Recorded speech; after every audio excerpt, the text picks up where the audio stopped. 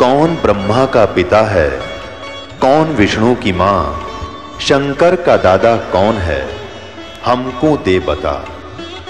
ये जानने के लिए कृपया सुनिए। जगत गुरु तत्वदर्शी संत रामपाल जी महाराज के अमृत वचन सर्व पवित्र धर्मों के पवित्र शास्त्रों के आधार पर। पुण्यात्माओं, किस परमात्मा की सत भक्ति करने से आपने ना भूत बनना, ना 13वीं की जरूरत, ना 17वीं की आवश्यकता, ना फिर पिंड भरवाने। इन पिंड भरवाने के सारा लगे क्या फायदा मिलता है? नथिंग। परमात्मा कहते हैं भूत जुनी जहां छूट है पिंड दान करंत, गरीब दास जिंदा कहे नहीं मिले भगवंत। पिंड दान कर दिया, भूत की जुनी छूट गई, हर गधा बन गया, होगी मुक्ति तेरे की। अरे इस साधना से, इस भक्ति से सारा ही झंझट मिटे। जय सतगुरु की संगत करते सकल कर्म कट जाई, अमरपुरी पर आसन होते जहां धूप ना छाई। अब प्रसंग चल रहा है कि पीछे लग गया जाऊं था मैं लोक वेद के साथ, रस्ते में सतगुरु मिले दीपक दे दिया हाथ। अब जैसे परमात्मा की आत्माएं परमात्मा के लिए भटक रही है, ढूंढ रही है, खोज रही है, तो परमेश्वर कहते मैं रोवत हूं सृष्टि को, ये सृष्टि रोवे मोहे। गरीबदास इस योग को समझ न सकता कोई। आदरणीय गरीबदास साहिब जी गांव छुड़ाने जिला झज्जर वाले, हरियाणा वाले, इनको परमात्मा मिले। आदरणीय नानक साहिब जी को मिले थे, आदरणीय गीसा साहिब जी को मिले थे, आदरणीय दादू साहिब जी को मिले थे। जैसा भगवान मिलता है अपनी अच्छी आत्माओं को, उसका विधान है, वेदों में वर्णित है। उस अनुसार वो परमात्मा गरीबदास साहिब जी को मिले थे, सचखंड सतलोक लेकर गए थे, फिर वापस छोड़ा था। परमात्मा से परिचित होकर के आदरणीय गरीबदास साहिब जी ने परमेश्वर की महिमा फिर अपने शब्दों में उनसे सुने ज्ञान को कैसे वर्णित किया था। उन्होंने क्या बताया कि ये प्यारी आत्माएं परमात्मा के लिए भटक रही हैं। कोई कहीं, कोई किसी मंदिर मस्जिद गुरुद्वारे में या तीर्थों पर जाते हैं, वहां पर मेले भरते हैं, तो परमात्मा कहते हैं मेले ठेले जाइयो, मेले बड़ा मिलापे, पत्थर पानी पूजत्या कोई साधु संत मिल जाते। परमात्मा कहते इस परमात्मा की खोज न बंद ना करियो, इसमें हार मत मानना, लगे रहना, जाते रहना कहीं कहीं। जैसे तुम भटक रहे थे लेकिन लाभ तो कोई था नहीं। उसके लिए क्या बताते हैं कि धार्मिक मेले जहाँ होते हैं अवश्य जाते रहिए। और कहते हैं पत्थर पानी पूजते हैं, कोई साधु संत मिल जाए। उन पत्थर पानी में धक्के खांडते भटकते रहने से हो सकता है भगवान दया करें कोई साधु संत मिल जाए। अब पहले तो साधु संत मिलते भी थे, तो थोड़ा बहुत कुछ दिन हम संग करते थे उन महापुरुष के, स्वयं आते थे। कबीर परमात्मा भी साधु रूप में जगह जगह भक्ति जीवित रखने के लिए लीला किया करते थे।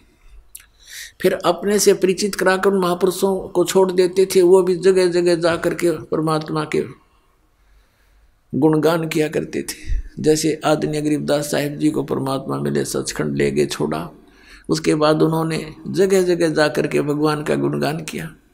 ऐसे आदरणीय नानक साहिब जी को बेई नदी से जिंदा महात्मा के रूप में आकर परमात्मा लेकर गए, साथ में सचखंड ले गए, 3 दिन में वापस छोड़ा, सारी परिस्थिति से परिचित करवाया, अपना तत्व ज्ञान फीड कर दिया। उसके बाद आदरणीय नानक साहिब जी ने जगह जगह जा करके परमात्मा के ज्ञान का डंडोरा पीटा। अब क्या बताते हैं कि मेले ठेले जाइयो, मेले बड़ा मिलाप, पत्थर पानी पूजते हैं, कोई साधु संत मिल जाते। ये महात्मा भी वहीं जाते थे जहाँ भक्त इकट्ठे होते थे। तो क्या बताते हैं परमात्मा कि वहाँ जैसे कोई संत मिल गए तो हम उनके ज्ञान से प्रभावित भी होते रहे।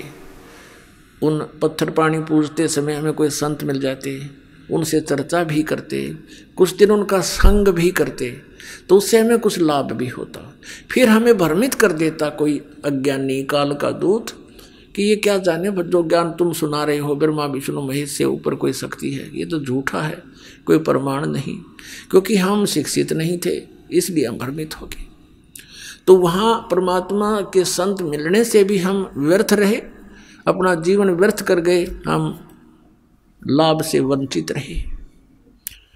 अब क्या बताते हैं परमात्मा, चारों युग में संत पुकारे और कूक कहा हम हेल रे, हीरे माणक मोती बरसे ये जग चुगता ढेल रे।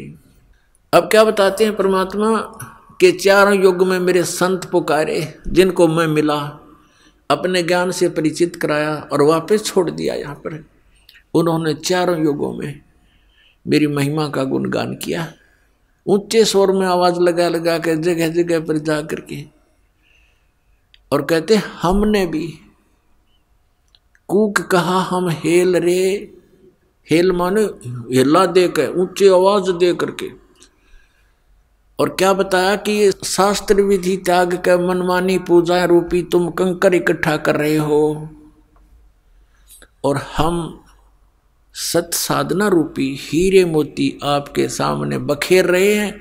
आप अनजानपने से इनको ना स्वीकार करके और ये आन उपासना रूपी कंकर पत्थर डले इकट्ठे कर रहे हो, डले ढो रहे हो। अब क्या बताते हैं, पर भी लेन जात है दुनिया, अमरा ज्ञान किने ना सुनिया। भगवान हमारे पिता हमारे बीच में खड़े होकर रो रहे हैं और कह रहे हैं कि पर भी लेन जात है दुनिया, हमारा ज्ञान किन्हें ना सुनिया। ये बोली आत्माएं कुंभ के मेले पर जो पर भी लगती है, वहाँ उस तालाब में स्नान करके मोक्ष मान रहे हैं, और हमारा ज्ञान किन्हें ना सुनिया। हमारा ज्ञान कोई सुनकर राजी नहीं, जिससे मोक्ष भी होगा और कहीं भटकना भी नहीं पड़ेगा। अब क्या बताते हैं परमात्मा कि चारों युग में मेरे संत पुकारे और कूक कहा हम हेल रे, ये हीरे माणिक मोती बरसे और ये जग चुगता ढेल रे। कहती अनजानपने में हमारे तत्व ज्ञान को स्वीकार ना करके इस आन उपासना रूपी शास्त्र विधि त्याग का मनमाना आचरण करके ये डले ढो रहे हैं। श्रीमद् भगवद गीता अध्याय नंबर 16 के श्लोक नंबर 23 और 24 में स्पष्ट किया है कि शास्त्र विधि को त्याग कर मनमाना आचरण करते हैं जो व्यक्ति, उनको न तो सुख होता है, न उनकी कोई परम गति होती है, और न ही उनको कोई सिद्धि प्राप्त होती है, अर्थात यूजलेस है। तो भक्ति तीन वस्तुओं को प्राप्त करने के लिए करते हैं, सुख हो, परम गति हो, हमें कुछ सिद्धि प्राप्त हो। सिद्धि के साथ ही हम सतलोक जा सकते हैं, लेकिन हम सिद्धि का दुरुपयोग यहाँ करने लग गए। ये साधु संत जो पहले जो महात्मा प्रसिद्ध हो गए, वो परमात्मा की भक्ति करके अपने टायर में हवा भर लेते थे और फिर अपने टायर से दूसरों में हवा भरने लग जाते। आप भी खाली और उनका काम चलना ना, उसको थोड़ी बहुत हवाते हैं। तो इस प्रकार वो सिद्धि दिखा दिखा कर उस सिद्धि को यही नाश कर जाते थे, अपनी भक्ति को। अब परमात्मा के इन मंत्रों में जो आपको दिए जाते हैं, इसमें कहते हैं 24 सिद्धि आ जाएंगे आपके अंदर, 24 सिद्धि। लेकिन इनका दुरुपयोग आपने कर लिया, आप यहाँ तो प्रभुता पा जाओगे, पर भगवान आपसे रुष्ट हो जाएगा, आप यहीं रह जाओगे। शब्द महल में सिद्ध 24, हंस बिछोड़े विश्व बीसा। हमारे इस शब्द में यानी मंत्र में जो हम साधना देते हैं, इसमें 24 सिद्धियां आ जाएंगी आपको, लेकिन ये आपको भगवान से दूर कर देंगी। प्रभुता की भूख आप में हो जाएगी। आपके वचन से किसी का थोड़ा बहुत काम ठीक हो जाएगा, कार्य सिद्ध हो जाएगा, आपकी पूजा शुरू हो जाएगी, और दोनों काल के जाल में अपनी ट्यूब से दूसरे में हवा भर के आप कितने सुखी कर सकते हो? नहीं कर सकते। तो इसी प्रकार उसको स्वयं ही विधि बताओ कि आप भी जाइए और वहाँ पंप लगा है, हवा भरवा लियो। मैं अपने टायर से भर के अपना भी काम बिगाड़ोगे और अगले का भी। आशीर्वाद देते हो, किसी के सिर पे हाथ रखते हो। 1 रुपये की कमाई करी, 12 अन्य खत्म कर दिए, तो खाक रहा है तेरे पास। तो उनको भी कहो भगवान से जुड़ो, ये मंत्र लो, जाप करो और स्वयं भी अपनी हवा भरवाओ भगवान से। यानी आप भी भक्ति की शक्ति प्राप्त करो। उस शक्ति से, भक्ति की शक्ति से, सिद्धि से हम सतलोक जा सकते हैं, नहीं तो हम कैसे जा सकते हैं। तो उस सिद्धि को, यदि भक्ति को हम यहाँ नाश कर देंगे तो फिर सतलोक नहीं जा सकते। इसलिए इसको सटोर रखना है। और यहाँ खर्चने के लिए आपको अलग से विधि दी जाती है जो प्रथम मंत्र है। और इन प्रथम मंत्रों में भी कुछ ऐसा मिश्रण किया है, परमात्मा ने दया बख्शी है। ये कंप्लीट कोर्स है मोक्ष प्राप्ति का। तो इसमें से भी आपका भक्ति अंश डिपॉजिट होगा, वो खर्च नहीं होता। जैसे पहले ये 5 नाम दिए जाते थे, जो अब आपको 7 दिए जाते हैं। तो इन 7 नामों के जाप से यदि उपदेश लेकर भी कोई व्यक्ति मृत्यु को प्राप्त हो जाता है, सतनाम उसको प्राप्त नहीं हो पाता है, तो भी उस व्यक्ति को तुरंत मनुष्य जीवन मिलेगा, गारंटीड बात है।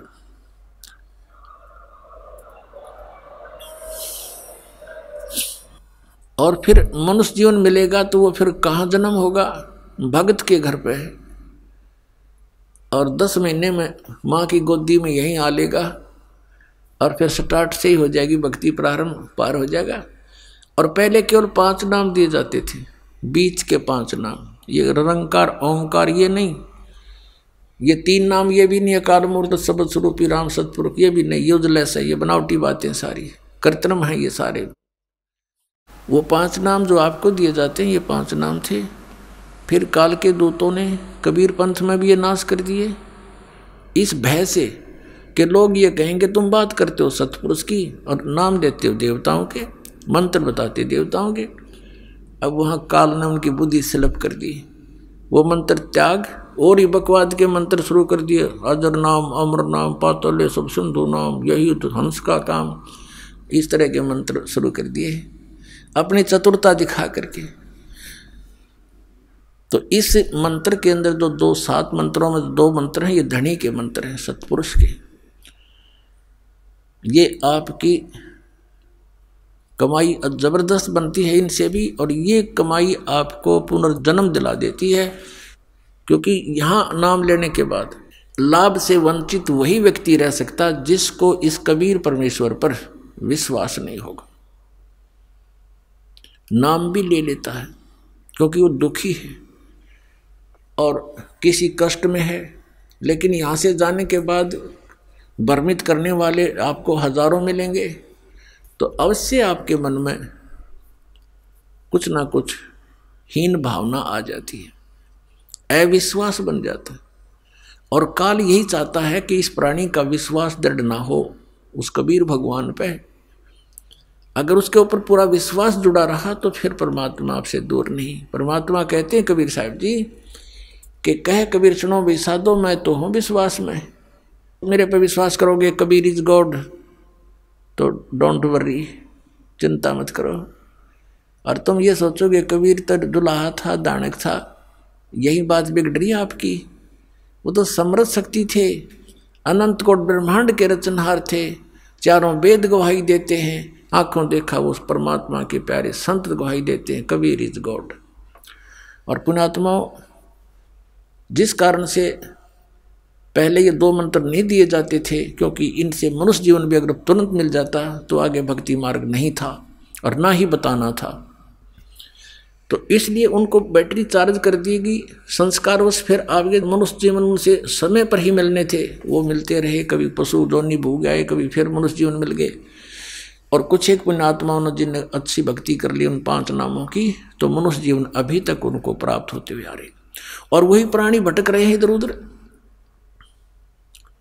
इन संतों के वही फंस गए जो पहले कबीर भगवान के साथ रहा करते थे, उनके द्वारा चार्ज थे। आज उनके पिछले पुण्य खूब हैं, अच्छी उनकी पोस्ट भी है, उनके गर्दन भी है, संतान भी है, लेकिन भगवान की पैदल चाह भी है। उस इच्छा अनुसार वो फंस गए उन नकलियाँ के, और 20-20 साल हो गया, अब उनको पता चलता, रो रहे हैं हमने 30 साल बर्बाद कर दिए, हमने 20 वर्ष खो दिए, क्योंकि ज्ञान आधार से निर्णय होता है। अब उनका जो पूर्व जन्म की पुण्य थे वो नष्ट हुए, अब आपदाओं का दौर शुरू हो गया, वहाँ कोई समाधान हो नहीं रहा, फिर भटकने लगे इधर उधर, कोई मंदिर में, कोई कहीं पर, कोई किसी स्थान पर, कोई पत्थरों में, कोई कहीं पहाड़ों पर, कि भी फिर अन्य नकली संतों के पास गए, सब एक जैसे पाए। अंत में ये प्राणी नास्तिक हो जाता है और काल यही चाहता है कि भगवान से दूर हट जा, बस फिर ये निश्चिंत हो जाता है। जैसे महात्मा बुद्ध को भेजा, उस पुण्यात्मा को स्वयं नहीं पता था कि तू क्या करने जा रहा है। उसके पूर्व जन्म की कमाई के अनुसार उसके अंदर बहुत सी वचन शक्ति थी, लोगों पर प्रभाव पड़ता था, लाखों की संख्या में उनके अनुयायी बन गए। उनके द्वारा बताई गई वे ऑफ वर्शिप से, पूजा की विधि से किसी को परमात्मा का आध्यात्मिक लाभ प्राप्त नहीं हुआ। तो आध्यात्मिक लाभ प्राप्त न होने से फिर वो नास्तिक हो गए, भगवान है ही नहीं कहीं। जैसे पूरा चीन नास्तिक हो गया, पूरा रूस नास्तिक हो गया। तो ऐसे इन काल के भेजे हुए दूतों के कारण ये सारी बात बिगड़ गई और काल यही चाहता है कि सब नास्तिक हो जा, भगवान की इच्छा ही छोड़ दे। अभी यही दशा राधा स्वामी और धन धन सदगुरु सच्चा सौदा सिरसा और जगमालवाड़ी, दिल्ली के ठाकुर जी, ये जय गुरुदेव के दनौद वाला जो ताराचंद, ये सब एक कुएं के पानी है। ऐसे ही आसाराम और ये सुधांशु जी, ये सब नकली नाम देते हैं, काल के दूत हैं ये। और ये सतपाल जी महाराज हंसा देश वाले, और यो बाल योगेश्वर को अमरीका तीन मूर्ख बना रहा, ये सब काल के दूत हैं, इनको कख नहीं पता। ये ढोल के डंके में दास कहता है, और ये बोलते नहीं, उतर दे जनता को, बर्बाद किए बैठी है। तो इनसे सब नास्तिक हो जाएंगे कुछ दिनों में। अगर ये अब ये सत भक्ति प्रारंभ नहीं होती तो ये सब नास्तिक हो जाते, और 20, 30, 50 वर्ष के अंदर। कहते भगवान कहीं नहीं है, गुटी लाओ, बकवाद करो, मांस खाओ, चोरी करो, डाके मारो, अपने अन्य तरीके से धनी बनने की कुचेष्टा करने लग जाते। और ये काल भगवान यही चाहता है कि ये किसी प्रकार उस मालिक से दूर हो जा। अब दयालु है परमात्मा, कैसी दया बख्शते हैं। पीछे लग गया जाऊं था मैं लोक वेद के साथ, रस्ते में सतगुरु मिले, दीपक दे दिया हाथ। चारों युग में संत पुकारे, कूक कहा हम हेल रे, हीरे माणिक मोती बरसे, ये जग चुगता ढेल रे। एक पुन्नी एक पापी आया, एक है सोम दलेल रे, गरीब दास हरि नाम बिना, ये सब ही जम की जेल रे। अपने आत्मा परमात्मा का विधान है कि जैसे कर्म करेगा वैसा ही फल पाएगा। और ये विधान है उस प्राणी के लिए जो सत भक्ति नहीं करता। कबीर परमेश्वर की यानी परम अक्षर ब्रह्म की भक्ति नहीं करता, परम पूज्य कबीर भगवान की पूजा नहीं करता, परम संत से लेकर इन नकली कबीर पंथियों से लेकर नाम भक्ति करना भी व्यर्थ है, क्योंकि इनके पास वो सतनाम और आदि नाम नहीं है, इनके पास कंप्लीट कोर्स नहीं है, सत भक्ति मार्ग नहीं है। इसलिए परमेश्वर ने कहा था, धर्मदास तो 1,00,000 दुहाई, ये मूल ज्ञान अभी कई बार न जाई। मूल ज्ञान बाहर जो पढ़ी, बिचली पीढ़ी हंसनी तरही। इस मूल ज्ञान को जो ये दास अब आपको बता रहा है, इस मूल ज्ञान को तब तक छुपाई जब लग ये 12 पंथ ना मिट जाए। अपने आत्माओं जितने भी ये पंथ काल के द्वारा चलाए गए हैं, इस दास के अतिरिक्त ये सभी काल प्रेरित हैं। अपने ही सदग्रंथों को ना समझकर काल के द्वारा भेजे गए दूतों के कारण ये भ्रमित हैं। शिव पुराण में एक प्रसंग आता है, एक बार देवताओं का और राक्षसों का युद्ध हो गया।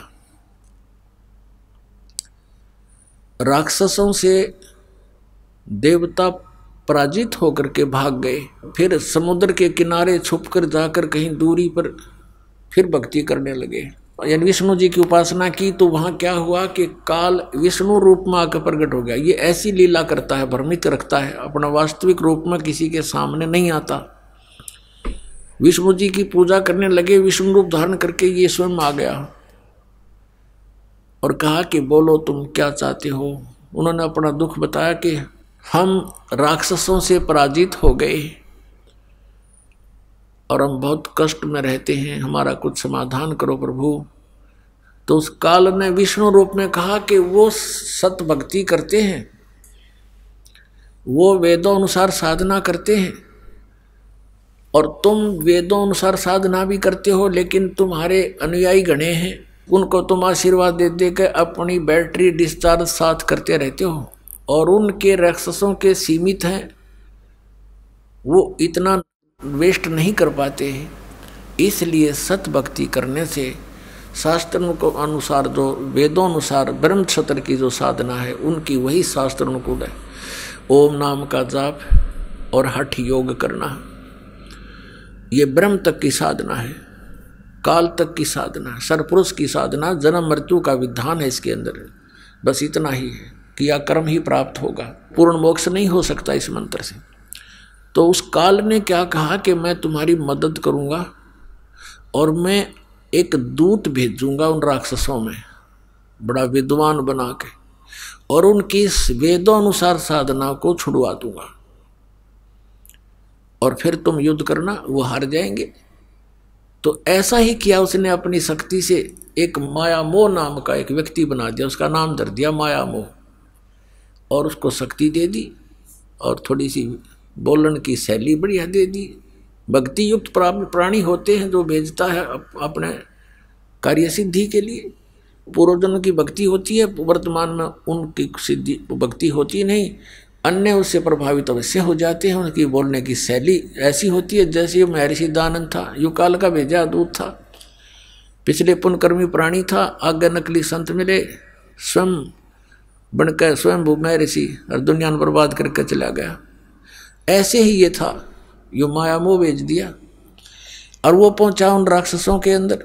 अब उनको लगा शिक्षा देने कि तुम जो भक्ति करते हो इससे क्या लाभ है, ऐसा है वैसा है, पता नहीं कितने प्रवचन करे, धारावाहिक बोलर, सबके छक्के छुड़ा दे बोलन में। अब नो क्या करें, गणा बोलने के तो भूसा भी बक जाया करे। तो कहने का भाव ये है कि उन सभी ने उस चतुर व्यक्ति, उस काल के दूत की बातों को मान लिया, अपने वेदों अनुसार सत साधना जो करते थे उसको त्याग दिया और फिर वो डले ढूंढ लग गए जो वो मूर्ख बना गया वो नकली। और फिर जब उनको पता चला देवताओं को, तो उन्होंने उनसे युद्ध कर दिया, तो राक्षस हार गए, देवता विजयी हुए। तो आज आपकी वो सतिथि होगी। इस काल ने कहा था, सतयुग में वचन हुए थे परमात्मा से, जो प्रथम बार मालिक आए थे सतयुग में, तो उसने कहा था भगवान 3 युगों में जीव ना ले जाना, चौथा युग कलयुग आओ, जब आप कितने ही प्राणी ले जाइए, ये मुझ पर रहम कर दो। तो ऐसा परमात्मा ने तथास्तु कर दिया था, चल भाई ऐसा मैंने मान लिया। अब इसने यहाँ आकर कलयुग में किस प्रकार के धर्म बना दिए, कितने हमको बांट डाला और कितने नकली पंथ चला दिए। इस दास के आने से पहले सब ने कति डंडोरा पीट दिया, सबको घेर के बैठ गए। अब काल ने कहा था कि जब तुम अपना हंस भेजोगे, संत भेजोगे, अपना अंश भेजोगे, अपना कोई संदेश वाहक भेजोगे जोगजीत, उससे पहले मैं सभी प्राणियों को भक्तिहीन बना दूंगा, चरित्रहीन बना दूंगा और भिन्न भिन्न विभागों में बांट दूंगा। अन्य देवताओं की पूजा पर इतना दृढ़ कर दूंगा कि तुम्हारी फिर कोई सुनेगा नहीं। जाबेस से कहा जाना और समझा लेना कलयुग में आके। तो परमात्मा ने कहा था ठीक है भाई, और इसने ये भी कहा था काल ने कि भगवान आप जबरदस्ती ना करना, बलपूर्वक ना ले जाना किसी को, आप अपना ज्ञान देना, आपका ज्ञान माने आपके, मेरा ज्ञान माने मेरा, वो मेरे ही जाल में रहे, उनके साथ जबरदस्ती ना करना। परमात्मा ने कहा भाई ठीक है, बगैर ज्ञान के तो ये वहाँ से आ ही गए थे, फिर बगैर ज्ञान के तो फिर यही धक्के खाएंगे, ये मेरे साथ चल ही नहीं सकते। तो अब ये परमात्मा ज्ञान दे करके आपको ले जाएगा। अब जैसे इस ज्ञान के आधार से हम सतलोक जाएंगे, ये ज्ञान आपको दिया जा रहा है। तो इस ज्ञान की प्राप्ति के लिए आपको परमात्मा ने शिक्षित बनाना पड़ा। अब जो प्रसंग चल रहा है कि अब हम इतने बिगड़ गए और काल यही चाहता है कि तुम्हारा जब हंस आवेगा ये किसी की सुने नहीं। नकली संतों से पंथों से ये थक चुके होंगे और दूध का जला फिर छाछ को भी फूंक मारकर, लस्सी भी फूंक मारता है। तो काल ने सोचा था फिर कोई नहीं सुनेगा उनके हंस की, परमात्मा के संदेश वाहक की, सतमार्ग दर्शन करने वाले की। काल ने सोचा था कोई नहीं सुनेगा। उसने कहा था कि बेशक जाओ जोग जीत संसारा, जीव ना माने कहा तुम्हारा। जीव तुम्हारा कहा ना माने और हमारी ओढ़ हो बाज बखाने। काल ने कहा था कि तुम्हारा कोई भी बात नहीं मानेगा और हमारी ओर हो करके, यानी हम काल के ज्ञान पर तुम्हारे साथ वाद विवाद करेंगे, तुम्हारी कोई नहीं सुनेगा। तब परमात्मा ने कहा था कि धर्मदास जी से बता रहे थे कि कहा था प्रभु फिर कैसे बात बनेगी दाता। अब तो आज कलयुग में तो सचमुच इसने हमारे कितने तो धर्म बना दिए और कितने हमारे को अज्ञान से भर दिया। तीर्थ व्रत और इन मस्जिद मंदिरों के पूजनों तक सीमित कर दिया। अब कैसे मानेंगे भगवान आपकी बात को। तो परमात्मा ने कहा था धर्मदास एक समय आएगा कलयुग में और उस समय अपना दास भेजेंगे हम और फिर देखना मैं कैसे लीला करता हूँ। उस समय तक ये सभी नकली दूत अपने ज्ञान बताकर थक चुके होंगे। इनके अनुयायी भी उस अज्ञान को सुन सुन उनके कान पक चुके होंगे और फिर हम अपने दास को भेजेंगे, वो उनके अज्ञान का मोतियाबिंद का ऑपरेशन करेगा। तो इस ज्ञान से हम समझाएंगे, इस तत्व ज्ञान से परमात्मा के बच्चों को समझाएंगे, अपनी शरण में लेंगे भगवान। इसलिए शिक्षा आपको दी थी। तो क्या बताते हैं परमात्मा कि आज कितना बिगड़ गया समाज और जो पुण्यात्मा इस दास के साथ 10 वर्ष से 12 वर्ष से लगे हुए हैं, आज उनके अंदर कितना परिवर्तन है। वही पुण्यात्मा है, यहाँ देख लो पुण्यात्माओं आपके लिए हाजिर खड़े रहते हैं, करबद्ध खड़े रहते हैं और दोनों हाथों से दान करते हैं। इनको पता लग गया है कि हमारे जैसे दुखी सभी प्राणी हैं संसार में, कोई सुखी नहीं। और यहाँ आएंगे उसके लिए दान करते हैं, आपके लिए व्यवस्था करते हैं, आपस में प्रेम से रहते हैं। तो ये पूरा माहौल बदल जाएगा। अब ये किसी से ना रिश्वत लेते हैं, ना बीड़ी शराब मांस तम्बाकू का प्रयोग करते हैं, ना बच्चों के विवाह में अननेसेसरी कोई भी व्यर्थ ड्रामाबाजी लोग दिखावा नहीं करते हैं। इनको पता लग गया है। तो इसी प्रकार ये धीरे धीरे ज्ञान, जैसे अज्ञान बढ़ा है ज्ञान भी ऐसे ही वृद्धि होएगी, गारंटीड होएगी। भगवान ने बोल रखा है, कह रखा है।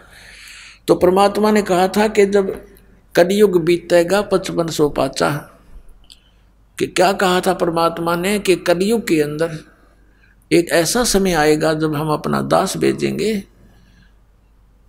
या स्वयं जाएंगे। धर्मदास कह रहा था कि भगवान अब आप स्वयं आए हुए हो और अब भी ये कोई नहीं मान रहा दाता, फिर तो और घोर कलयुग हो जाएगा। अब तो बहुत अच्छी आत्माएं हैं, भगवान से डरने वाले भी हैं। आप बता रहे उस समय तो बहुत नास्तिक होने के कागार पर होंगे, आप कैसे समझा पाओगे मालिक। तो परमात्मा ने कहा था वो विधि मेरे पास है, आने दे वो समय जब 5500 वर्ष कलयुग के बीत जाएंगे, तब पूरी पृथ्वी पर मेरी ही ज्ञान की चर्चा होगी और मेरी शरण में सारे आओगे और मैं ही भगवान होगा और एक ही ज्ञान होगा। सब मेरे बच्चे मुझे पहचानेंगे और सतलोक जाएंगे बेटा, अरबों की संख्या में ले जाऊंगा, तो विश्वास रख। तो उस समय धर्मदास का विश्वास नहीं हो रहा था कि भगवान ये कैसे संभव हो सकेगा। आज आप स्वयं विद्यमान हो, उस समय ऐसा जुल्म होगा कि शराबी कवाबी सब बना देगा, ये काल इसकी तनीति है। उसमें तो और करड़ा हो जाएगा। तो भगवान ने कहा था कि जब तक वो समय नहीं आता तब तक ये मेरा वचन भाई हो नहीं साचा। निराधार दिखाई देंगी मेरी बातें, लेकिन जब वो समय आएगा सबको ठीक कर दूंगा। धर्मदास विश्वास रख। ये शिक्षा इसीलिए दी गई है पुण्यात्माओं कि आप ये अपने परमात्मा को पहचान लो, और पहचान रहे हो, छोड़ छोड़ कर नकलियों को भाग रहे हो। कबीर साहब कहते हैं कि डूबे थे पर उबरे गुरु की लहर चमक, गुरु के ज्ञान चमक, और भेरा देखा जर्जरा उतर चले फड़क। जैसे पहले बेड़ा हुआ करता, बेड़ा क्या होता, नौका तो बाद में चली है, पहले ऐसा दिमाग था लोगों में, क्यों काल ने बुद्धि तो छोड़ ही नहीं रखी। दरिया पार करने के लिए एक बेड़ा बना करते, लंबा चौड़ा, सूखे लकड़ों का या फूस फास सा रख कर, ऊंचा सा, जो पानी तक ना पहुंचे, नीचे वैसे बांस बूंस से लगा कर, और उसको वो आधा पानी में डूबा रहता, आधा थोड़ा बहुत ऊपर सूखा। तो कहते हैं उस बेड़े में बैठे जा रहे थे दरिया पार होने के उद्देश्य थे, और साथ में आ गया नया बेड़ा बहुत सुरक्षित। तो उसको कहा किसी ने कि ये तो डूबेगा, तुम डूबोगे, ये सारा कंडम हुआ पड़ा तुम्हारा बेड़ा, ये पार नहीं कर सकेगा तुम्हें, इसमें आ जाओ, देखो ये बिल्कुल ठीक है। कहते हैं जब देखा, दोनों को तुलना किया कि सचमुच ये तो आधा कंडम हुआ पड़ा, डूबने वाला है और सामने वाला ठीक है, तो कहते हैं उतर चले फड़क, तुरंत बेड़ा बदल लिया, एकदम छलांग मार के जैसे फड़क जो जंप लगा जाते हैं भयभीत सा होकर के। तो परमात्मा ने कहा था कि उस समय इस ज्ञान से और उस अज्ञान की तुलना करके मेरे बच्चे मेरे वाले ज्ञान को ऐसे ग्रहण करेंगे जैसे उतर चले फड़क, न दौड़ के भागे होंगे, कोई ना मरे नकलियों के पास। तो उस समय की इंतजार है धर्मदास मुझे, पूरे विश्व में मेरा ही ज्ञान होगा, मेरा ही गुणगान होगा, और पूरी पृथ्वी पर एक बार फिर से सतयुग जैसा माहौल होगा। अब सतयुग में क्या होता था, सब संतुष्ट होते थे, ना कोई बड़ी बड़ी कोठियाँ बनाते थे, झोपड़ियाँ डालकर टाइम पास करते थे, सुंदर फल आहार, अच्छा आहार करते थे, अच्छा विचार रखते थे, सभी भक्ति किया करते थे। जब तक हम भक्ति पर दृढ़ होकर नहीं लगेंगे हमारे विकार समाप्त नहीं होते। कोई न कोई बकवाद मन में लगी रहती है, कभी कोठी बनाने की, कभी कुछ और लड़की ब्यान की, तो लड़का ब्यान का, यानी विवाह तो करना ही है, लेकिन जो हमने रीतियां बना रखी हैं वो लड़का जवान होता जाता है, लड़की जवान होती जाती है, पिता और माता के छाती पर बोझ बनता चला जाता है, क्योंकि हमने ये दहेज ले और दे के हमने अपने ऊपर वजन धर लिया। अब ये वजन समाप्त करेंगे, बच्चों का विवाह ऐसे प्यार से करेंगे जैसे सिंपल वे से कति, क्योंकि संस्कार भगवान ने जोड़ रखे हैं। जिस लड़के लड़की का जहाँ संयोग है वहीं होगा, चाहे सर पटक लो कोई, उसमें कोई परिवर्तन नहीं हो सकता। फिर जब भगवान ने ब्याह कर ही रखा है तो हम तो निमित्त बने थोड़ा सा कि हम अपनी पुत्री का विवाह आपके पुत्र से करना चाहते हैं। खाना खिलाओ थोड़ा सिंपल सा, और बच्ची को पढ़ाई कर दो, ड्रामाबाजी फलान दकड़। और जब भगवान ने उसकी किस्मत में लिख दिया और फिर इधर से नाम प्राप्त हो गया, तो भगवान नई किस्मत लिखेगा अपनी बेटी की। एक दहेज से कितने दिन सुखी हो सकता है, और कितने दिन अपने पुत्री को आप सुखी कर सकते हो, वो लेने वाला कितने दिन उससे अपना निर्वाह कर सकता है। फिर भी अपने हाथों से निर्वाह करेगा और भगवान पर विश्वास करेगा तो जीवन सफर उसका अच्छी तरह पूरा होगा। तो हम पहले से ही मालिक से डर कर चलेंगे। अगर हम किसी का धन लेते हैं तो हमारे ऊपर कर्जा बन गया, दान लेते हैं, दहेज लेते हैं, और फिर यही लेन देन के चक्कर में फिर हम उनके पशु बनकर आएंगे। आज हम दामाद बनकर ले रहे हैं, अगले जन्म में पशु बैल बनकर देंगे, गधे बनकर देंगे उनके। बता क्यों शर्म दर्द करे। तो बिना ज्ञान के कहते जैसे किरका जहर का रंग होरी हो, कहो कौन तिस खावे राम रंग होरी हो। जब आपको ज्ञान होगा कि तो विष है, इस विष को कैसे खाएं। अब विष पड़ा हो कहीं पर, एक कण भी पड़ा हो और आपको पता है ये विष है, आप लगा के दिखाना, जीभ के फेंक देगे नू और हाथ भी धो खाओगे, और इसी जगह डालोगे कहीं और का हाथ ना लग जाए और भी ना मर जा। तो ये विष खा रहे हैं हम, और यही भटक रहे हैं, मर रहे हैं, गधे कुत्ते बनकर सड़ रहे हैं, एक दूसरे के फिर लठ खा रहे हैं। कोई गधा बनकर खा रहा है, कोई बैल बनकर खा रहा है, कोई खच्चर बनकर लठ खा रहा है। तो ये ऐसा जुल्म, हमें ज्ञान नहीं मिला, हमें भगवान नहीं मिला, इस कारण से हम यहाँ इस काल के डकली चोचलों में उलझ के अपना जीवन नष्ट कर जाते थे। तो प्रसंग चल रहा था कि मेले ठेले जाइयो, मेले बड़ा मिलाप, पत्थर पानी पूजते ये साधु संत मिल जाते। अपने आत्मा पहले तो परमात्मा आए थे 600 वर्ष पहले, 600 वर्ष पहले, और 120 वर्ष रहे। एक ही दिन में हजारों स्थानों पर प्रकट होकर के अपना प्रचार किया करते थे। एक सिद्धि बहुचोल्य धार है, एक सिद्धि है बहुत रूप बना लेती है। पुणात्मा परमात्मा से प्राप्त शक्ति से भी कुछ सिद्धियां किसी व्यक्ति में आ जाती हैं। जैसे हम सुना करते थे कि एक महात्मा ने वहाँ कहीं आश्रम बना रखा था, झोपड़ी में रहता था। क्या बताते थे कि उस महात्मा को कुछ देखा कि एक दिन वो उस घर में वहाँ भी थे, उस गांव में भी इस टाइम थे जहाँ जाना असंभव था। दूसरा तीसरा बताता था कि मैंने वहाँ भी देखे थे ये महात्मा उस दिन इस समय वहाँ पर थे, हमारे यहाँ जो वो इकट्ठे होते थे।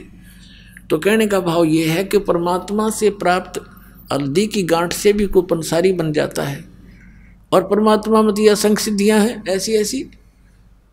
तो उस परमात्मा ने ऐसे किया, और अब ये टेलीविज़न दे दिया। अब इसके कारण से अपने बच्चों को समझा रहे हैं। अब दूसरा क्या बताया कि मेले ठेले जाइयो, मेले बड़ा मिलाप, और पत्थर पानी पूजता कोई साधु संत मिल जाते। अब कहते हैं जैसे इन धार्मिक मेलों पर श्रद्धालु ही जाया करते हैं मोक्ष प्राप्ति या कोई धन लाभ के लिए, कोई संकट निवारण के लिए, दुखी भी जाते हैं। तो साधु संत मिलते रहे, हमें वो तत्व ज्ञान ना था, जिस कारण से उन महापुरुषों से भी हम दूर हो गए। अज्ञानता के कारण, अनजानपने में काल के दूतों ने हमें भ्रमित कर दिया।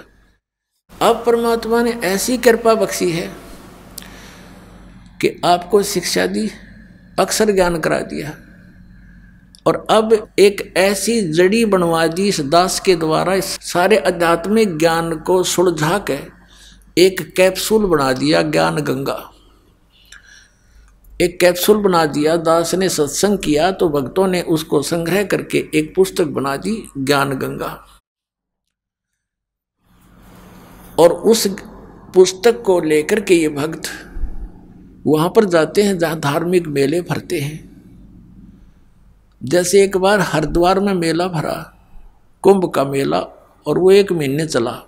हमारे भक्त वहां गए पुस्तक लेकर के, तो श्रद्धालुओं ने पुस्तक ली। कुछ जो जिनकी रोजी रोटी चल रही थी उन्हीं स्थानों से, उन्होंने विरोध किया, भक्तों के साथ भी दुर्व्यवहार किया। ये गए थे परमार्थ के लिए, और जिन पुण्यात्माओं को पुस्तक हाथ लगी वो कौन था? वो पुस्तक नहीं, वो कबीर परमात्मा की उपस्थिति समझो, वो संत समझो। तो अब तरीका संत का ये बनाया मालिक ने कि सब शिक्षित हैं, ये तत्व ज्ञान रूपी पुस्तक उनको दे दी, और उस पुस्तक को पढ़कर अब वो पुण्यात्मा यहाँ आ रहे हैं। कोई मथुरा में गया था फेरी लाने, वहाँ भगत पहुँच के परमात्मा के बच्चे अपने भाई बहनों को जगाने के लिए उनको पुस्तकें दी। वहाँ भी वहाँ के जो ठेकेदार बन रहे हैं, उनकी दुकान चल रही है, वहाँ भटकने वालों से पैसे ले लेकर अपना निर्वाह कर रहे हैं, दुनिया को भ्रमित कर रहे हैं। आप भी नरक में जा रहे। उन्होंने विरोध कर दिया, पकड़ो पकड़ो इनको, फिर वहाँ से भाग गए बेचारे। ऐसा जुल्म कर रखा है इन अज्ञानियों ने। अब इतना शिक्षित समाज है फिर भी उन्हीं के भ्रम में भरे पड़े हैं। फिर ऐसी जगह जगह पर जाते हैं उनको समझाने के लिए। उद्देश्य इनका कोई स्वार्थ नहीं है, परमार्थ के लिए जाते हैं, अपने स्वेच्छा से जाते हैं कि हम दुखी थे, ये भी दुखी हैं, इनको ज्ञान नहीं, इस तत्व ज्ञान से ये सुखी हो जाएंगे, इनके बच्चे भी सुखी होंगे, इनका जन्म मरण का रोग भी कटेगा। इस उद्देश्य से जा रहे हैं। तो कहते हैं मेले ठेले जाइयो, मेले बड़ा मिलाप, और पत्थर पानी पूजते हैं या ज्ञान गंगा मिल जाते तो बेड़ा पार हो जाएगा आपका। पुणात्माओं, परमात्मा हमें याद दिलाने आए थे इस झूठे सुख को सुख कहे, ये मान रहा मन मोदे। ये सकल चबीना काल का, कुछ मुख में कुछ गोदे। परमात्मा बताते हैं कि झूठे सुख को भी आप सुख मान रहे हो, और ये यहाँ सब काल का आहार है, कुछ मुख में है कुछ गोदी में। अब परमात्मा ने बताया कि जिसको तुम परमात्मा मान रहे हो, परमेश्वर कबीर जी कहा करते थे कि जिसको तुम भगवान मानते हो ये भगवान नहीं है। श्रीमद् भगवत गीता अध्याय नंबर 15 के श्लोक नंबर 1 से 4 में, 16 और 17 में इस अध्यात्म मार्ग का बहुत सा ज्ञान सुलझाया है। अपने आत्माओं, ये जो तत्व ज्ञान रूपी जड़ी दास आपको दे रहा है, सत्संग सुना रहा है, इसी के आधार से यह पुस्तक बनी है। पहले भक्ति सौदागर को संदेश बनाया था 2 भागों में, फिर उसी को एज इट इज है वो नाम बदलना पड़ा, क्योंकि भक्ति सौदागर पुस्तक को सुनकर ये नकली डेरे वाले बिदकन लग गए कि यह पुस्तक नहीं लेनी है, ये पुस्तक नहीं लेनी है। तो बच्चा नाम बदल लिया कि अपनी जड़ी ये पहुँच जा भक्ता के तक। तो ये एक ऐसा ज्ञान सुलझा दिया। कबीर परमात्मा कहते हैं, कहा है मालिक ने कि 9 मन सूत उलझिया, ये ऋषि रहे जखमार, और सतगुरु ऐसा सुलझा दे उलझे ना दूजी बार। अब ये ज्ञान ऐसा सुलझा दिया, इस कलयुग में नहीं उलझेगा। भक्ति करेंगे सभी करेंगे, अब सदियों तक चलेगा ये भक्ति मार्ग, पूरे विश्व में जाएगा ये तत्व ज्ञान। सबको जरूरत है परमात्मा की, क्योंकि जब राजा भी दुखी होता है वो संतों के पास जाता है और संतों से अपने राज्य में सुख की चाह करता है। वो संत क्या है, वो भी भगवान की भक्ति करके कुछ बैटरी चार्ज कर रहा है। हम सीधे उसी परमात्मा से, उसी भगवान के उस पंप के पास खड़े हैं जो हमारे अंदर सब में हवा भर रहा है। तो इस प्रकार हम सीधे ही उस भगवान की शरण में आगे हैं, जिससे राजा भी अपने सुख की कामना करता है। तो आज हम उससे लाभ प्राप्त करेंगे और मोक्ष भी प्राप्त करेंगे। आगे चल करके बहुत समय बाद, ये हजारों वर्षों तक रहेगी, ये सत भक्ति का ज्ञान भी चलेगा और सभी भगवान को चाहने वाले व्यक्तियां भक्ति करा करेंगे। कोई भी व्यक्ति विकारी नहीं रहेगा, क्योंकि तम्बाकू, शराब, मांस ये मनुष्य का सबसे बड़ा शत्रु है। ये कति मूल नाश होगा, इसका देख लेना कुछ दिनों। और जो ये बकवाद हमने कोठी बनाई, बंगले बनाने में सारा जीवन बर्बाद कर दिया रिश्वत ले लेकर, अपने आत्माओं जब जजों तक के ऊपर उंगली उठ रही है कि ये रिश्वत लेकर के अन्याय करते हैं, तो अंतालिया कति मानवता का नाश हो चुका है। राजनेताओं का देख लो, मंत्री और मुख्यमंत्री, इन बड़े बड़े सेंटर के मंत्रियों के ऊपर वो जेलों में पड़े हैं। झूठे सच्चे तो समय आने पर पता लगेगा। तो यदि ये सच है तो क्या जीवन है जीव का? कहाँ जाए गरीब जनता जब हमारे रक्षक ही भक्षक बन बैठे हैं? तो ये अज्ञानता के कारण है। ये नहीं है कि और बाकी सारे ठीक से, जिसका वहाँ बैठ कर दाव लगेगा कोई नहीं बख्शे। कोई का मतलब है कि अधिकतर हो चुके हैं, बहुतायत हो चुकी है ऐसे हमारे, लेकिन मिथ्या नहीं होते। ऐसी बात नहीं होती कि सभी बुरे नहीं होते, अच्छी आत्माएं हैं, उनकी कोई बसाती नहीं। गांव-गांव में अच्छी आत्माएं हैं, जो वहाँ पर भी पंचायतों में विशेष न्याय प्राप्त नहीं हो रहा। अच्छी आत्मा वहाँ भी रोती है कि अब क्या करें, सब जगह बात बिगड़ चुकी है। तो अब ऐसी स्थिति आवेगी कि प्रभुता की भूख खत्म होगी। समय लगेगा, थोड़ा सा होगा इस ज्ञान से ही, और बहुत ज़्यादा समय भी नहीं लगेगा, बहुत शीघ्र होगा, क्योंकि ये प्रचार बहुत अच्छी तरह हो रहा है। अपने आत्मा इस अच्छे मार्ग में है।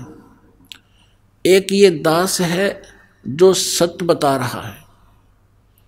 इस दास को छोड़कर जितने भी संत हैं या पंथ हैं, वो अध्यात्म मार्ग से परिचित नहीं। उनके पास ये सत साधना नहीं, तत्व ज्ञान नहीं। अब जैसे पुण्यात्मा कितना ही अच्छा हॉस्पिटल हो और कितना ही नेक डॉक्टर बैठा हो बोलन में चालन में, लेकिन उसके पास ट्रीटमेंट उस रोग का है नहीं, तो खाक है वो हॉस्पिटल और खा क्या है वो डॉक्टर। फिर कितना अच्छा हो, कितना अच्छा बोलता हो, उसने क्या करेंगे हम। तो कहने का भाव ये है कि ये जो जड़ी है जन्म और मरण के रोग का नाश करने की, ये सतनाम है। सतनाम 2 अक्षर का है, जिसमें एक ओम है और एक तत्सांकेतिक है, और फिर एक आदि नाम जिसको सारनाम कहते हैं। और प्रथम ये मंत्र जो 7 नाम आपको दिए जाते हैं, जिनमें बीच में 5 नाम हैं, और ये कंप्लीट कोर्स अब स्टार्ट करना था। परमात्मा ने कहा था कबीर साहब ने धर्मदास जी से कि धर्मदास तो 1,00,000 दुहाई और ये सार शब्द की दबार न जाई। ये सार शब्द बार जो पढ़ी बिचली पीढ़ी हंस नीतर ही।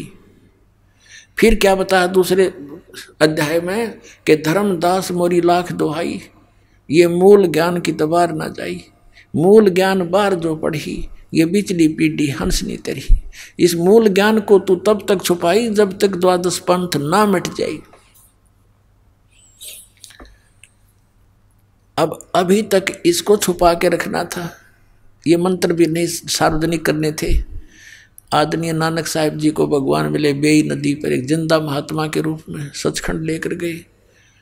इसी तरह आदरणीय गरीबदास साहिब जी को मिले थे गांव छुडानी जिला झज्जर हरियाणा में। ऐसे ही आदरणीय गीसा दास साहिब जी को मिले थे गांव खेखड़ा जिला मेरठ उत्तर प्रदेश में। ऐसे आदरणीय दादू साहिब जी को मिले थे। ऐसे आदरणीय मरुगदास जी को मिले थे। ऐसे आदरणीय धर्मदास साहिब जी को मिले थे जिंदा महात्मा के रूप में। इनको सचखंड लेकर गए थे, फिर इनको वापस छोड़ा था और इन सबको कह दिया था कि अभी इस सतनाम का तुम तो जाप करो, लेकिन अभी किसी को बताना नहीं।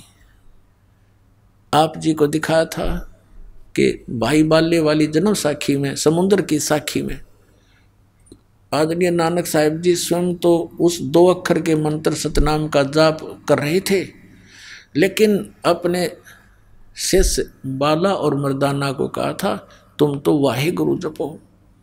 अब क्यों कहा था?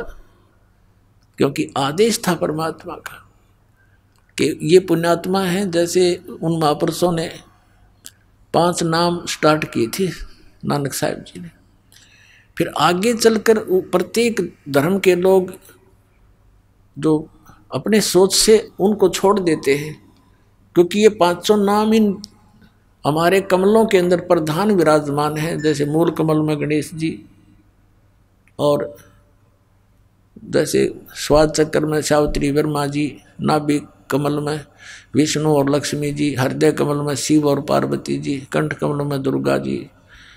ऐसे ये 5 नाम हैं। आइए अब हम उन श्रद्धालुओं के अनुभव जानते हैं जो जगत गुरु तत्वदर्शी संत रामपाल जी महाराज जी से दीक्षा प्राप्त कर चुके हैं तथा उनके द्वारा बताए गए भक्ति मार्ग पर चल रहे हैं। नमस्कार सर। सत साहेब। क्या नाम है सर आपका? मेरा नाम भवनलाल दास है।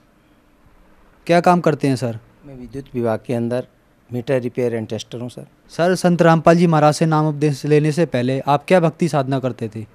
मैं सबसे पहले रामदेव जी बाबा की भक्ति करता था, और वैसे देवी देवताओं को और को भी वैसे साथ में मानता रहता था, और व्रत वगैरह भी करता रहता था। सर, जो भक्ति साधना आप करते थे उससे आपको क्या लाभ प्राप्त हुए? उससे सर जी मेरे कोई लाभ प्राप्त नहीं हुआ, मैं तो सिर्फ करता रहता था। उसका यहाँ रामपाल जी महाराज के आने के बाद में यहाँ पता चला मेरे को कि वास्तविक में भक्ति क्या चीज़ होती है।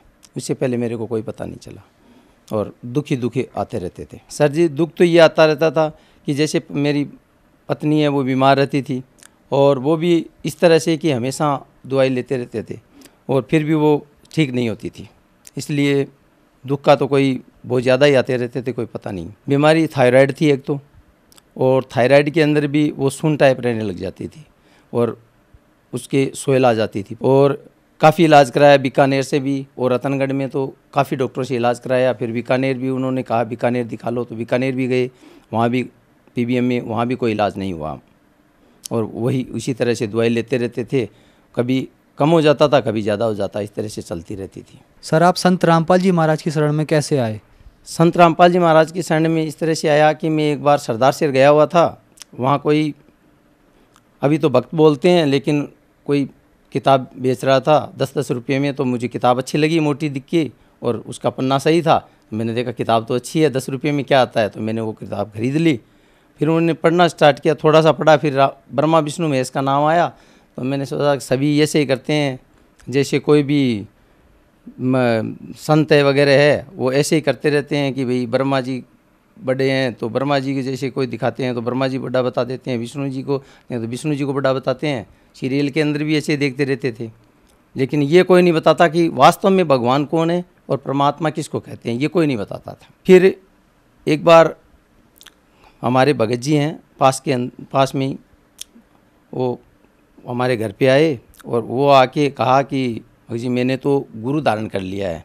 तब मैंने कहा भाई मैं तो गुरुओं पे विश्वास करता नहीं, क्योंकि सभी गुरु मैंने देखे हैं तो वे ऐसे ही होते हैं कि नाम दे देते हैं, कोई शंकर भगवान का दे देते हैं, कोई किसी का दे देते हैं, कोई किसी का दे देते हैं, लेकिन मैं गुरुओं पे विश्वास नहीं करता। तब कहा कि नहीं मैं आपको किताब ला के दूँगा एक, तो वो आप पढ़ना, ज्ञान गंगा। जब ज्ञान गंगा का नाम लिया उन्होंने तो मेरे वो 1.5 साल 2 साल पीछे जो किताब ली थी ज्ञान गंगा, वो याद आ गई कि मेरे ये पास पढ़ी है वो किताब। तो तब कहा कि ये हो ही नहीं सकता। जब मैंने किताब उनको ला के दी, वो एकदम मिल गई, एकदम ठाई जैसे कोई रखी हुई हो वैसे मिल गई। तो मैंने वो किताब उनके ला के दी, तो कि किताब तो यही है, तो आपने पढ़ी क्या? वो मैंने ये किताब पढ़ी तो नहीं, कि मेरे कहने से एक बार पढ़ो।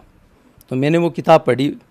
पढ़ने में सर जी एकदम से मैं चकित हो गया। वास्तव में प्रमाण सहित उन्होंने दिया हुआ था, सभी गीता वेद वगैरह जो भी थे प्रमाण सहित थे।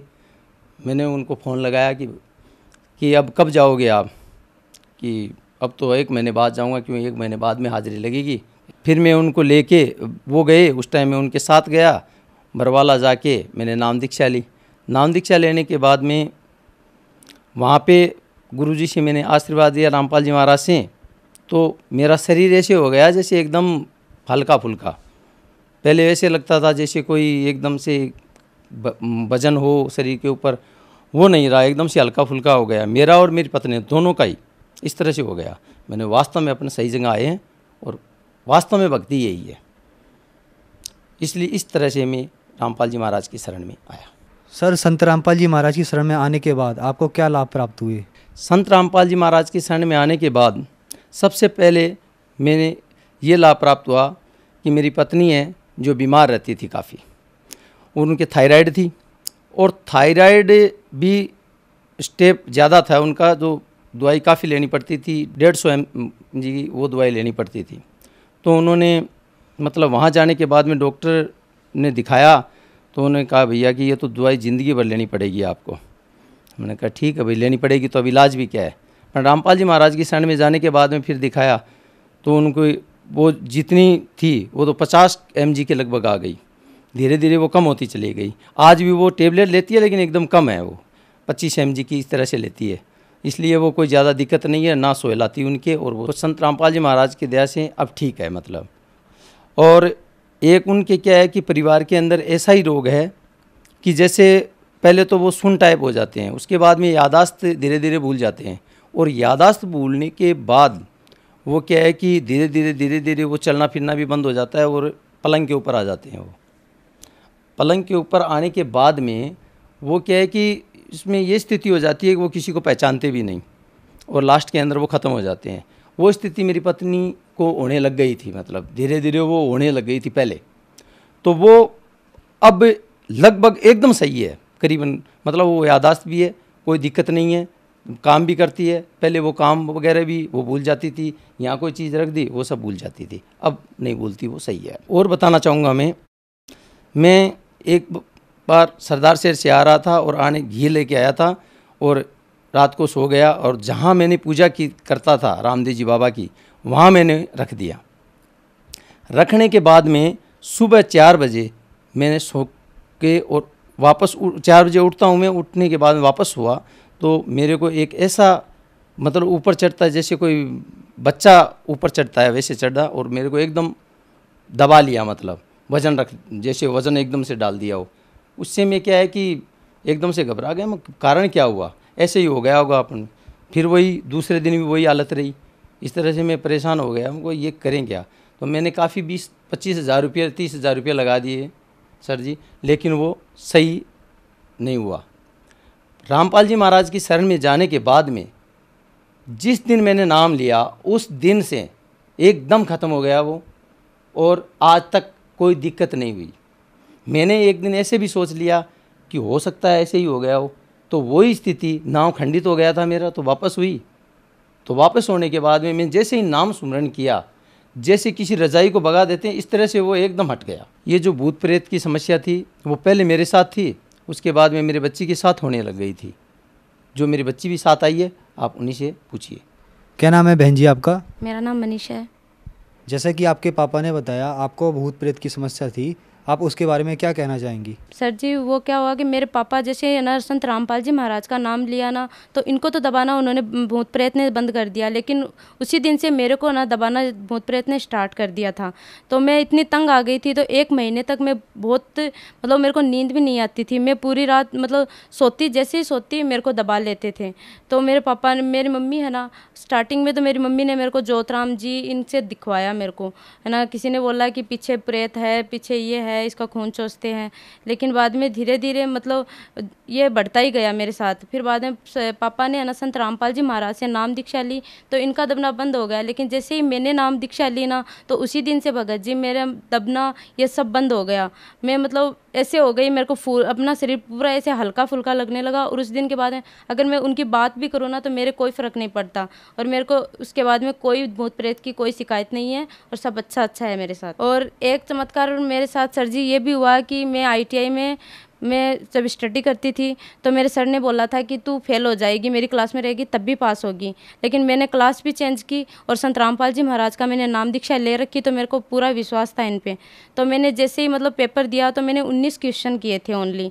तो मैंने पेपर दे के बाहर आई, तो मैंने सोचा कि मैंने सही किए हैं। फिर मैंने सर से पूछा मैं कि सर कितने क्वेश्चन से मतलब मैं पास हो सकती हूँ? तो सर ने बोला कि 20 तो आपको एकदम एक्यूरेट सही करने हैं, और उसके बाद ऊपर करो तो वो आपके सही होने चाहिए, नहीं तो माइनस मार्किंग में कट जाएगी। और उस टाइम सर जी मेरे मतलब 1/3 माइनस मार्किंग और 1 क्वेश्चन 3 नंबर का था। तो मैंने सर को पेपर दिखाया, तो सर ने बोला कि ये इतने कि कौन कौन से कैसे कैसे किए। तो 19 में से मेरे 5 तो सर ने गलत बता दिए।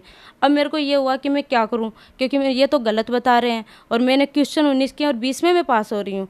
तो उसके बाद में सर जी मैंने ये सोच लिया था कि मुझे नहीं पता, संत रामपाल जी महाराज से मैंने अरदास लगाई। तो मैंने उसी दिन ये बात छोड़ दी थी कि मेरे को कुछ नहीं सोचना, मैं पास आऊँ फेल आऊँ वो देखा जाएगा। तो मैंने संत रामपाल जी महाराज पे विश्वास किया, और आज मैं पास हूँ, और मेरे 30 क्वेश्चन सही हैं, जबकि मैंने 19 क्वेश्चन ही किए थे। लेकिन आज मेरे 30 क्वेश्चन पूरे सही हैं, और मैंने मार्कशीट में आप देख सकते हो, मेरे लेके नहीं आई, लेकिन मैंने मार्कशीट 15 दिन पहले लेके आई हूँ, उसमें मेरे 30 क्वेश्चन सही हैं और मेरे 90 नंबर आए हैं। तो ये चमत्कार मेरे साथ बहुत बड़ा हुआ। सर, जैसा कि आपने बताया कि आपने संत रामपाल जी महाराज से नाम उपदेश लिया, तो आपको बहुत लाभ प्राप्त हुए। सर, जो दर्शक आपको देख रहे हैं उनको आप क्या संदेश देना चाहते हैं?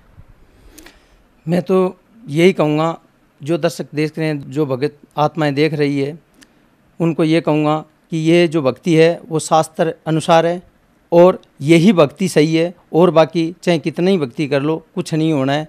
इसलिए रामपाल जी महाराज की शरण में आए और अपना कल्याण करवाएं। सर, अगर कोई संत रामपाल जी महाराज से नाम उपदेश लेना चाहता है, तो वह संत रामपाल जी महाराज से नाम उपदेश कैसे ले सकता है? संत रामपाल जी महाराज से नाम उपदेश लेने के लिए टीवी के ऊपर सत्संग आती है, सत्संग के नीचे एक पट्टी आती है, उस पट्टी के ऊपर नंबर आते हैं, और उन नंबरों के ऊपर आप टेलीफोन कीजिए। वहाँ से आपको वहाँ जहाँ का नज़दीक का नामदान स्थल है, वहाँ का केंद्र का नाम बताया जाएगा, और वहाँ आप जाके और नाम दीक्षा ले सकते हैं। धन्यवाद सर। सत साहिब।